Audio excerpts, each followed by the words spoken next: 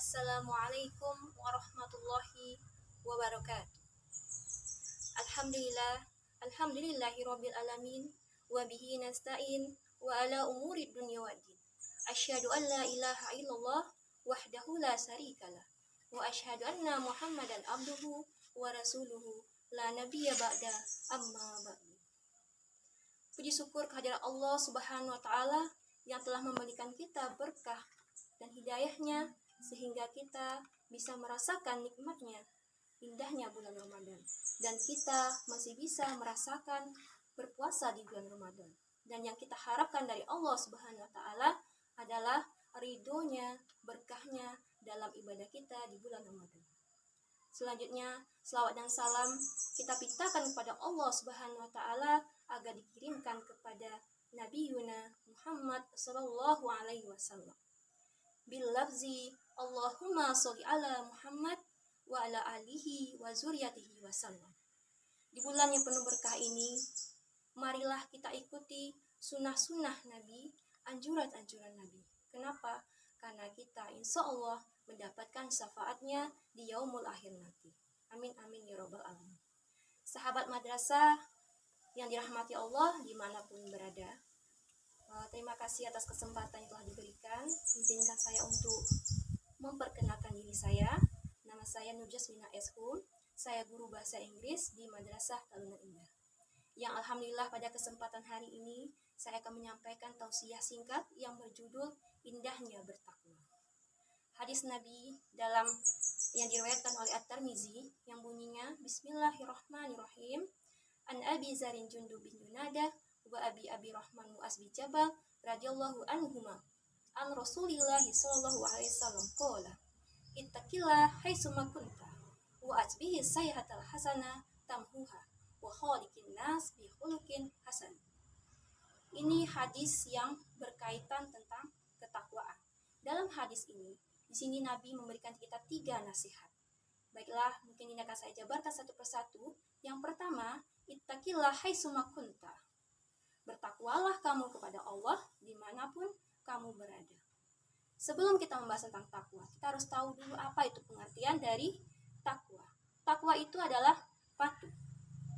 Segala yang Allah dan Rasul halalkan, nikmati. Segala yang Allah perintahkan, kerjakan. Dan segala yang Allah larang, jauhi. Itulah secara ringkas pengertian dari takwa yang harus orang muslim itu ketahui.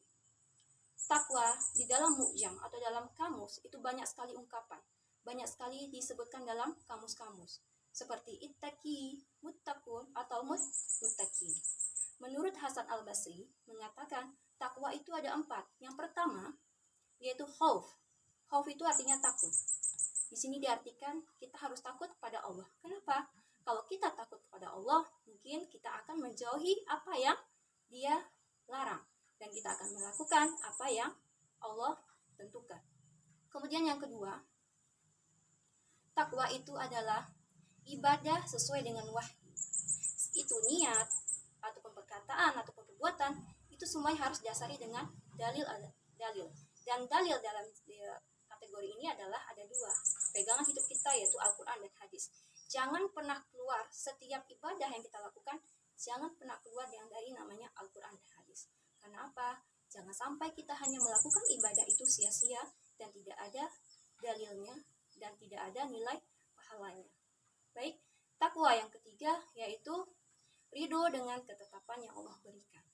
Segala takdir yang Allah berikan itu adalah yang terbaik untuk kita.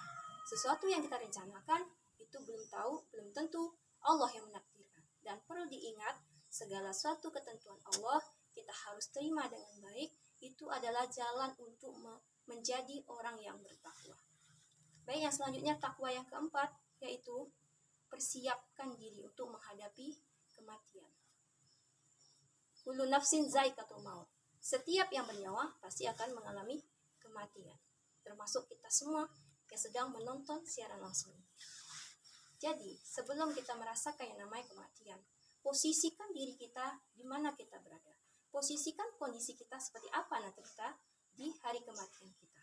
Beramal dengan baik, beramal sesuai dengan dalil, beramal dengan ikhlas, dan beramal sesuai yang dikerjakan oleh nabi dan rasul. Yang kita harapkan adalah kita mati dalam keadaan husnul khotimah. Penutupan usia kita meninggalkan dunia ini menuju akhirat dengan ungkapan husnul khotimah, mati dalam keadaan baik. Bukan hanya itu, di dalam Al-Quran juga banyak sekali ungkapan-ungkapan yang membahas tentang ketakwaan. Baik, di sini kita akan merinci sedikit apa yang ada di dalam Al-Quran, fadilah-fadilah dari ketakwaan. Yang pertama yaitu, barang siapa yang bertakwa kepada Allah, Allah akan berikan jalan keluar. Jalan keluar seperti apa? Yang pertama, jalan keluar dari kesedihan. Yang kedua, jalan keluar dari kesulitan. Dan yang ketiga, jalan keluar dari permasalahan.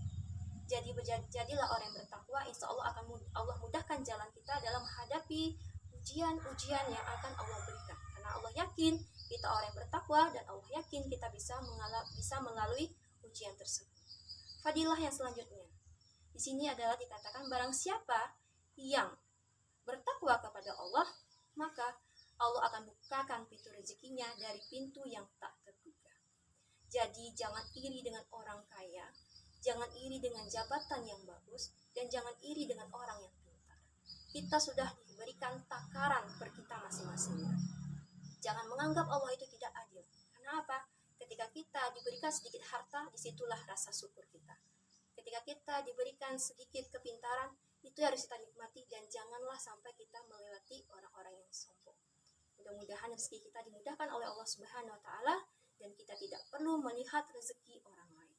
Dan rezeki yang Allah berikan itu biasanya memang kebutuhan yang kita butuhkan. Yang selanjutnya, fadilah yang selanjutnya adalah barang siapa yang bertakwa kepada Allah, maka Allah akan berikan lipatan pahala dan Allah akan menghapuskan dosa. Dari fadilah yang ketiga ini bisa kita sangkutkan dengan hadis yang telah saya sebutkan tadi, yaitu wa'atbi sayyatal hasanah tamhuha, dan iringilah kesalahanmu dengan kebaikanmu dan yang dapat menghapusnya. Banyak sekali amalan soleh atau kebaikan yang bisa kita lakukan untuk menghapus dosa-dosa kita. Contohnya saja seperti berwudu ataupun bersedekah, berbakti pada orang tua, membaca Al-Quran. Terkadang itu bisa menghapus dosa kita tanpa kita sadari. Dan hal yang paling kecil saja, seringlah apabila kita merasakan rasa-rasa kita bersalah, ucapkan astaghfirullahalazim. Aku memohon ampun kepada Allah. Itu bisa menghapuskan dosa-dosa kecil kita semua. Yang selanjutnya, dalam beramal soleh, kita harus memiliki dua kategori untuk diterimanya pahala kita. Yang pertama, ikhlas. Apa itu ikhlas? Apabila kita mengeluarkan sesuatu, mengatakan sesuatu, dan mengerjakan sesuatu, dan kita tidak lagi mengungkit-ungkitnya, itulah ikhlas. Walaupun suatu saat sesuatu yang ikhlas tadi menuntut kita untuk mengeluarkan kata-kata yang bisa membuat orang lain menghilangkan ikhlas kita tadi. Yang kedua adalah mengikuti. Di sini mengikuti maksudnya adalah kita memiliki dua pedoman dalam hidup, Al-Quran dan hadis. Al-Quran adalah perkataan Allah yang diturunkan kepada Nabi Muhammad melalui perantara malaikat Jibril, yang turunnya secara beransur-ansur selama 22 tahun, 2 bulan dan 22 hari, yang menggunakan bahasa Arab dan membacanya merupakan ibadah. Satu kata Al-Quran saja sudah banyak maknanya. Mau cari kemana lagi? Itulah pedoman yang harus kita pedoman dalam hidup ini. Karena apa? Dia akan menceritakan masa lalu, masa sekarang, dan masa yang akan datang. Masa yang akan datang contohnya adalah yaumul akhir atau yaumul qiyamah. Yang kedua yaitu sunnah ataupun hadis Nabi. Jadi tingkatan pedoman itu yang pertama adalah Al-Quran, yang kedua adalah hadis Nabi. Hadis Nabi di situ diungkapkan adalah segala ucapan Nabi, perkataan Nabi ataupun takrir Nabi. Jadi semua yang Nabi kerjakan dicakup dalam sebuah hadis dan itu yang harus kita ikuti. Baik itu ibadah. Terkadang orang tidak kurang bisa menafsirkan Al-Quran. Maka dari hadislah dia bisa memahami sebuah aturan dalam beribadah. Jadi tetapkan dalam hati kita bahwa dua syarat ini adalah salah satu untuk diterimanya amal ibadah kita. Yang pertama tadi ikhlas, yang kedua itu mengikuti. Kalau kita ikhlas saja tapi tidak mengikuti, itu sama dengan amal soleh kita sia-sia. Begitupun sebaliknya, kita tidak ikhlas tapi kita mengikuti, itu sama saja kita melakukan suatu amalan yang bersifat sia-sia.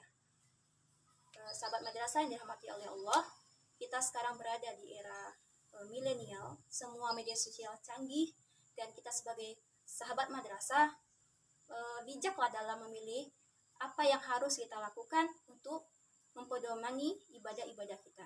Cari referensi yang rasa-rasanya itu memang betul-betul referensi yang dijadikan untuk patokan ibadah kita. Carilah hadis-hadis yang sahih.